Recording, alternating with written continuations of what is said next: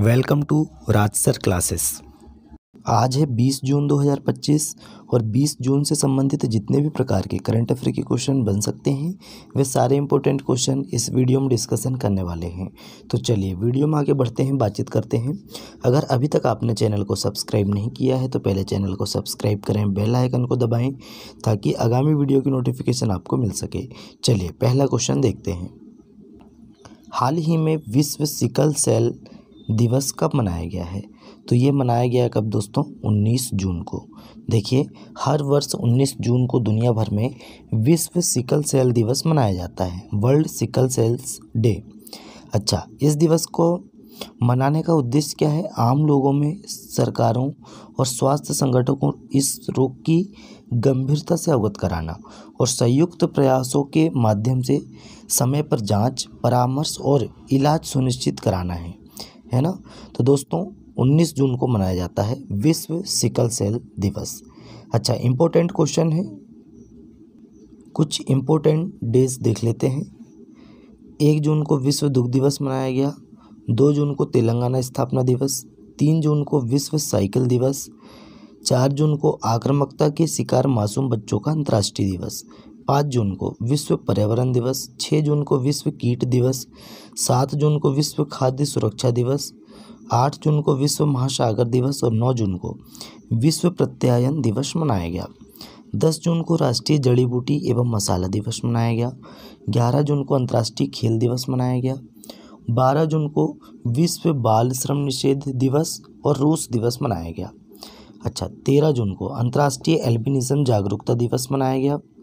14 जून को विश्व रक्तदाता दिवस, 15 जून को वैश्विक पवन दिवस, 16 जून को अंतर्राष्ट्रीय पारिवारिक प्रेषण दिवस, 17 जून को विश्व मगरमच्छ दिवस, 18 जून को ऑस्टेटिक प्राइड डे मनाया गया। इतना आपको ध्यान रखना है। मतलब ऑटिस्टिक है, ऑस्टेटिक्स नहीं है, ऑटिस्टिक्स प्राइड डे मनाया गया 18 जून को, ये आपको ध्यान रखना है। तो दोस्तों अभी तक हमने इतने इंपॉर्टेंट डे कंप्लीट कर चुके हैं जून मंथ में। चलिए नेक्स्ट क्वेश्चन देखते हैं, टाइम ज़्यादा नहीं लेंगे हम आपका। हाल ही में केंद्र सरकार ने किस राज्य को बाढ़ और भूस्खलन से उबरने के लिए 2006 करोड़ रुपए मंजूर किए हैं?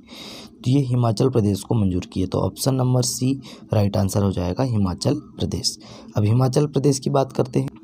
हिमाचल प्रदेश की कैपिटल है शिमला, सीएम है सुखविंदर सिंह सुक्खू और गवर्नर हैं शिव प्रताप शुक्ला। अच्छा, भारत का सेब राज्य है हिमाचल प्रदेश, ये आपको ध्यान रखना। सबसे ज़्यादा सेब का उत्पादन कहाँ किया जाता है? हिमाचल प्रदेश में, भारत में। हिमाचल प्रदेश के राजा खास है ना, हिमाचल प्रदेश के राजा खास गांव को पहला सौर मॉडल गांव घोषित किया गया है ना। और हिमाचल प्रदेश में राजीव गांधी वन संवर्धन योजना शुरू हुई। हिमाचल प्रदेश सरकार प्लास्टिक प्रदूषण रोकने के लिए स्कूली छात्रों को स्टील की बोतलें देगी। फिट इंडिया मूवमेंट के तहत संडे ऑन साइकिल का 25वां संस्करण धर्मशाला में आयोजित किया गया। हिमाचल प्रदेश ने मतलब कि तसराप चू संरक्षण रिजर्व को अधिसूचित किया। अच्छा, भारतीय सेना ने हिमाचल प्रदेश में वॉइस ऑफ किन्नौर सामुदायिक रेडियो स्टेशन लॉन्च किया। इतना आपको हिमाचल प्रदेश के बारे में ध्यान रखना है। नेक्स्ट क्वेश्चन है, हाल ही में भारत और किस देश ने कृषि सहयोग पर पहली संयुक्त कार्य समूह की बैठक आयोजित की है? तो ये यूक्रेन के साथ की है ना। तो option number B right answer हो जाएगा, यूक्रेन। अब यूक्रेन की राजधानी है कीव। अच्छा, करेंसी है यूक्रेनी हर्वेनिया। अच्छा, प्रेसिडेंट कौन है? तो व्लादिमीर जेलेंस्की। कौन है? व्लादिमीर जेलेंस्की या वोलोडिमिर जेलेंस्की, ये आपको ध्यान रखना है। नेक्स्ट क्वेश्चन है, हाल ही में अंतर्राष्ट्रीय धार्मिक स्वतंत्रता शिखर सम्मेलन 2025 का आयोजन किस शहर में किया गया? तो अंतर्राष्ट्रीय धार्मिक स्वतंत्रता शिखर सम्मेलन 2025 का आयोजन ये नैरोबी शहर में किया गया। और नैरोबी किसका शहर है? तो नैरोबी केन्या देश की राजधानी है, ये भी आपको ध्यान रखना है ना। चलिए बात करते हैं केन्या की। केन्या दोस्तों एक अफ्रीकी महाद्वीप कंट्री है ना, ये आपको ध्यान रखना है। चलिए नेक्स्ट क्वेश्चन देखते हैं। हाल ही में किस देश में वॉन जलवायु परिवर्तन सम्मेलन 2025 का आयोजन किया गया? तो बोन जलवायु परिवर्तन सम्मेलन 2025 का आयोजन ये जर्मनी में किया गया था, क्योंकि ये जर्मनी का एक शहर है बोन, और यहीं पे जलवायु परिवर्तन सम्मेलन 2025 का आयोजन किया गया। तो option number B right answer हो जाएगा जर्मनी। अब जर्मनी की बात करते हैं। जर्मनी की कैपिटल है बर्लिन, करेंसी है यूरो, प्रेसिडेंट हैं फ्रैंक वॉल्टर स्टाइनमायर। कौन है? Frank Walter Steinmeier. नए क्वेश्चन है, हाल ही में एशियाई विकास बैंक ने किस देश को $2.3 बिलियन के आर्थिक पैकेज देने की घोषणा की है? तो ये नेपाल को देने की घोषणा की है। तो option number A right answer हो जाएगा नेपाल। नेपाल को एशियाई एडीबी ने, है ना, एडीबी ने $2.3 बिलियन के आर्थिक पैकेज देने की घोषणा की है नेपाल को, है ना, एडीबी ने।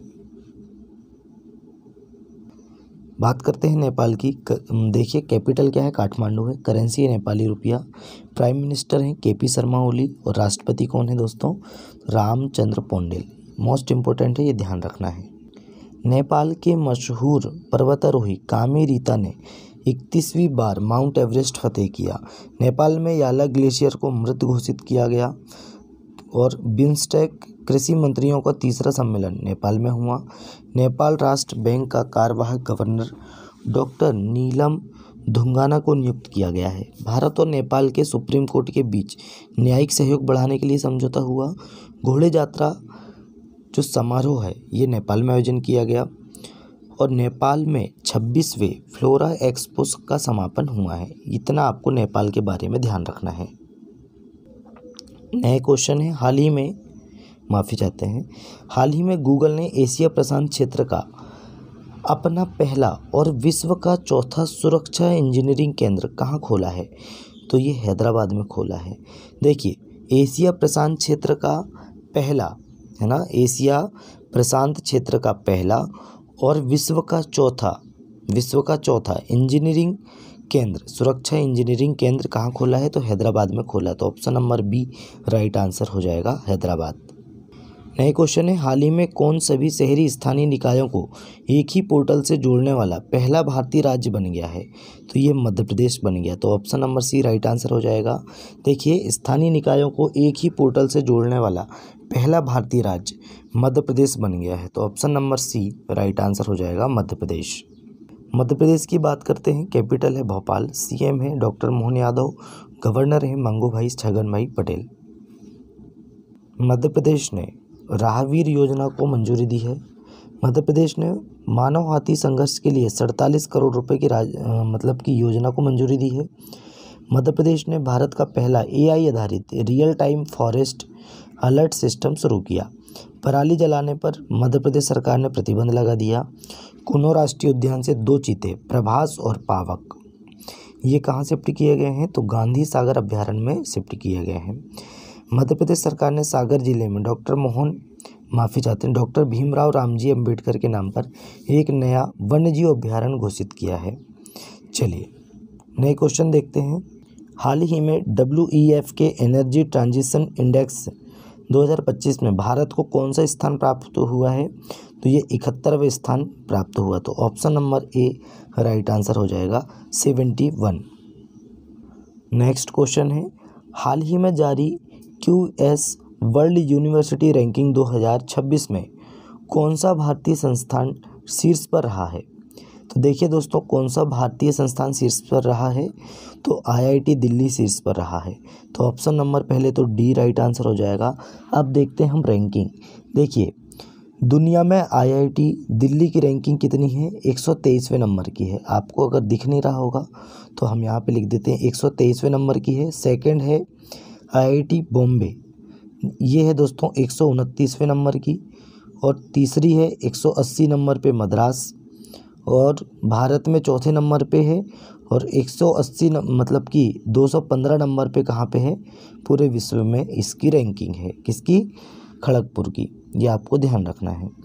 तो भारत में पहले नंबर पे है दिल्ली, दूसरे नंबर पे है IIT बॉम्बे, तीसरे नंबर पे है IIT मद्रास, और चौथे नंबर पे है IIT खड़गपुर, और 219 पाँचवें नंबर पे है IIT बेंगलुरु, छठवें नंबर पे है IIT कानपुर, अच्छा, 7वें नंबर पे है आईआईटी दिल्ली यूनिवर्सिटी, या दिल्ली यूनिवर्सिटी बोलेंगे, आईआईटी नहीं है ये। और 8वें नंबर पे है आईआईटी गुवाहाटी, 9वें नंबर पे है आईआईटी रुड़की, और 465 विश्व में और 10वें नंबर पे भारत में कौन सी है, तो अन्ना यूनिवर्सिटी है। लेकिन हमको दोनों रैंकिंग याद रखना, भारत में पहले, दूसरे और तीसरे चौथे नंबर पे। पहले नंबर पे दिल्ली है, दूसरे नंबर पे बॉम्बे है, तीसरे नंबर पे मद्रास है, चौथे नंबर पे खड़गपुर है। लेकिन सब भारत की ऐसी कौन सी यूनिवर्सिटी है जो विश्व में 123वें स्थान पर है, तो भारत में 123वें स्थान पर है विश्व में आईआईटी दिल्ली। ये रैंकिंग भी याद रखना, दिल्ली की विश्व में 123वीं रैंकिंग है, बॉम्बे की 129वीं रैंकिंग है, आईआईटी मद्रास की 180 रैंकिंग है, और आईआईटी खड़गपुर की 215 रैंकिंग है। मोस्ट इम्पोर्टेंट है ये डेटा, हमने इसमें इतना टाइम इसलिए लगाए हैं क्योंकि इससे क्वेश्चन ज़रूर बनेगा आगामी एग्ज़ाम में। तो चलिए अब चलते हैं, नेक्स्ट क्वेश्चन देखते हैं। हाल ही में मारुति चितमपल्ली का निधन हुआ, वे कौन थे? तो ये दोस्तों कौन थे? प्रसिद्ध पर्यावरणविद थे। तो option number C right answer हो जाएगा। और इनका 93 वर्ष की आयु में निधन हो गया है ना। आइए देखिए दोस्तों, प्रसिद्ध पर्यावरणविद, वन्यजीव विशेषज्ञ और पद्मश्री पुरस्कार विजेता मारुति चितमपल्ली, जिन्हें अरण्य ऋषि के नाम से जाना जाता है, मोस्ट इम्पोर्टेंट है ना, अरण्य ऋषि के नाम से जाना जाता है, ये मोस्ट इम्पोर्टेंट है। 93 वर्ष की आयु में इनका निधन हो गया। और ये सोलापुर में आयु में संबंधी बीमारियों, है ना, सोलापुर में आयु संबंधी बीमारियों के कारण निधन इनका हो गया है, महाराष्ट्र के सोलापुर में। चलिए नेक्स्ट क्वेश्चन है, हाल ही में किस देश ने प्राकृतिक आपदाओं की निगरानी के लिए झांग-हेंग 102 नामक उपग्रह लॉन्च किया है? तो ये चीन ने लॉन्च किया, तो option number B right answer हो जाएगा। ज़्यादा इसमें पढ़ने का नहीं है ना। चीन ने ये लॉन्च किया है, कौन सा लॉन्च किया है? प्राकृतिक आपदाओं की निगरानी के लिए झांग-हेंग 102 उपग्रह लॉन्च किया है, ये आपको ध्यान रखना है। चीन की बात करते हैं। चीन ने एस्टेरॉइड से नमूने कलेक्ट करने के लिए टियानवेन-2 मिशन लॉन्च किया। 2025 एशियाई एथलेटिक्स चैंपियनशिप में पदक तालिका में चीन टॉप पर रहा। चीन ने हांगकांग में अंतर्राष्ट्रीय मध्यस्थता संगठन की स्थापना की। 2025 में सबसे अधिक सक्रिय सैन्य बल वाला देश चीन बना है। और चीन में गैस हाइड्रेट्स के अध्ययन के लिए समुद्र के नीचे अनुसंधान केंद्र बना रहा है चीन। रेयर अर्थ एलिमेंट्स और मैग्नेट के निर्यात पर चीन ने रोक लगा दी है। इतना फैक्ट आपको चीन के बारे में ध्यान रखना है। नए क्वेश्चन है, हाल ही में किस देश की क्रिकेटर सोफी डिवाइन ने ओडीआई वनडे इंटरनेशनल क्रिकेट से संन्यास की घोषणा की है? तो ये न्यूजीलैंड की है ना, सोफी डिवाइन ये हैं, और इन्होंने ओडीआई क्रिकेट से संन्यास की घोषणा की है। तो option number B right answer हो जाएगा। नए क्वेश्चन है, हाल ही में किसे IGNCA में पद्म भूषण से सम्मानित किया गया है? तो ये किसे सम्मानित किया गया है दोस्तों? श्री राम बहादुर राय जी को। तो option number C right answer हो जाएगा। देखिए, प्रतिष्ठित पत्रकार एवं सांस्कृतिक चिंतक श्री राम बहादुर राय जी को 18 जून 2025 को भारत का तीसरा सर्वोच्च नागरिक सम्मान कौन सा? पद्म भूषण, ये आपको ध्यान रखना है। देखिए, पहले नंबर पे कौन सा भारत का सर्वोच्च पुरस्कार कौन सा है? भारत रत्न है। दूसरे नंबर पे पद्म विभूषण है। तीसरे नंबर पे है पद्म भूषण, और चौथे नंबर पे है पद्मश्री। ये भी आपको ध्यान रखना है क्रम। अच्छा, यह विशेष समारोह दिल्ली स्थित इंदिरा गांधी राष्ट्रीय कला केंद्र कार्यालय में आयोजित किया गया। तो ऑप्शन नंबर सी इस क्वेश्चन का राइट आंसर हो जाएगा, राम बहादुर राय जी। कुछ पुरस्कारों के बारे में बात करें तो अनाहत सिंह ने PSA महिला challenger players of the season का पुरस्कार जीता है। सारा जोसेफ को मातृभूमि साहित्य पुरस्कार से सम्मानित किया गया है। किसे? सारा जोसेफ को। आचार्य प्रशांत को सर्वाधिक प्रभावशाली पर्यावरणविद पुरस्कार मिला है, आचार्य प्रशांत जी को। सदगुरु जग्गी वासुदेव को कनाडा इंडिया फाउंडेशन से global Indian of the year सम्मान मिला है। ओपल सुचाता मिस वर्ल्ड 2025 का खिताब जीता। किसने? ओपल सुचाता ने। सेरेना विलियम्स को 2025 के लिए प्रिंसेस ऑफ ऑस्ट्रियस स्पोर्ट्स अवार्ड से सम्मानित किया गया। कुमार मंगलम बिरला को USISPF ग्लोबल लीडरशिप अवार्ड 2025 से सम्मानित किया गया। इतना फैक्ट आपको ध्यान रखना है पुरस्कार के बारे में। लास्ट क्वेश्चन है आज हमारा, हाल ही में कैंसर के उपचार के लिए किस देश के वैज्ञानिक ने नैनो कप संरचना वाली थेरेपी तकनीक विकसित की है? तो अपने देश भारत ने विकसित की है। तो option number C right answer हो जाएगा। भारत में कैंसर उपचार अनुसंधान को एक नई दिशा देते हुए भारतीय वैज्ञानिकों ने गोल्ड नैनो कप के संश्लेषण की एक सरल और नवीन तकनीक विकसित की है, जो फोटोथर्मल थेरेपी है ना, PTT फोटोथर्मल थेरेपी में अत्यधिक प्रभावशाली साबित हो चुकी है ना। और ये विशेष रूप से डिज़ाइन किए गए PE मतलब GY लेट्स, या हम इसको बोलते हैं PE जिलेट्स, सेमी सेल्स गर्मी के माध्यम से सेंसर मतलब माफ़ी चाहते हैं कैंसर ट्यूमर को लक्षित कर नष्ट करने में सक्षम है, जिसमें यह पारंपरिक उपचारों की तुलना में कम दर्दनाक और अधिक प्रभावी विकल्प बनता है। तो ये अपने देश भारत ने विकसित किया है, ये आपको ध्यान रखना है। अपना देश भारत ने विकसित किया है तो भारत अंतर्राष्ट्रीय प्रशासनिक विज्ञान संस्थान का अध्यक्ष बना है।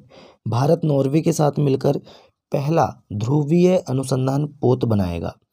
सूहेल में आयोजित 2025 ISSF जूनियर विश्व कप में पदक तालिका में भारत टॉप पर रहा। सूहेल कहाँ का शहर है? जर्मनी का। भारत ने दुनिया की सबसे हाई रिजोल्यूशन वाली मौसम पूर्वानुमान प्रणाली BFS लॉन्च की है।